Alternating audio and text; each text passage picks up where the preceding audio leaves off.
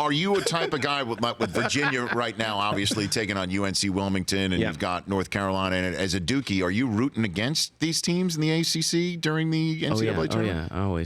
I always root against everybody else except Duke. I just can't be more sincere than that. Schadenfreude on all except the Blue Devils. It's like either I could be really diplomatic about it, or I could just own it. But I'm very like, when we lost to Carolina at the Dean Dome, Carolina deserved to win. I'm always like, I'll go on Twitter going #good game. I'm like, how dare you #good game. I'm a mellowed out Duke fan, but when I was at Carolina Med School, which I was still the diehard Duke fan. I was obnoxious. Were you the black sheep of the Carolina Med School? I was a dark blue sheep. Yeah, I was. Right. I literally had a Duke blue Mustang that we'd have to park at the Smith Center in order to go to classes at med school, and I had all of my Duke bumper stickers, and I had like Duke. I was bad. You were that guy. I was that guy at that time. Painted the face. Did you sleep out for tickets? I did before it was hip. I mean, back then. Now it's a whole thing, and it's like it was not back then. It was not allowed.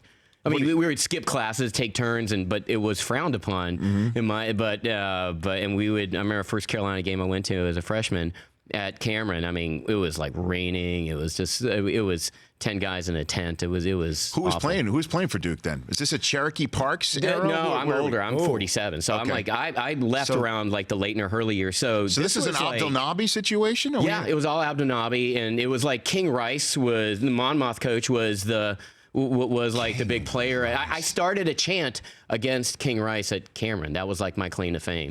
Like, oh no, not Rice. And I got everyone to do it. That was like, if my career had ended then, it would have been okay. Well, I'm glad that things have improved since the King Rice moment. Yeah.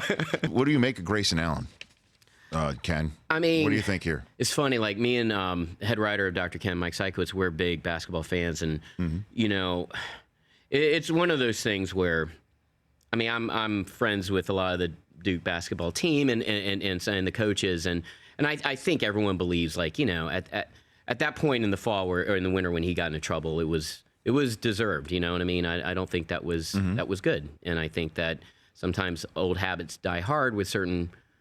When I have a bad habits as actors where I overact or I have bad posture. There's certain habits that kind of when you're cutthroat, you're going to make certain cutthroat instincts that are not always right. Oh, I thought you were saying you tripped Dave Foley on the set. I trip Dave Foley in every scene. I'll tell you why. You can't control your limbs. I can't control my limbs with someone funnier than me and someone better than me. And do I get threatened? Yes. Have I sued him? Yes. Maybe that's what Grayson Allen's going through. Yeah, or is it something medically? Is there something medical? Can you give him something for the tripping? Ken? I think. Is there something? Is there an anti-trip medication? That's what I'm asking. Is there an anti-trip vaccination? Maybe I would love to. That's what I'm saying. Dude, if you and I like collude and collaborate on an anti-trip vaccine for some of the dirtier players, we could be thousandaires. We really could. The Rich Eisen Show, weekdays at noon Eastern on Audience.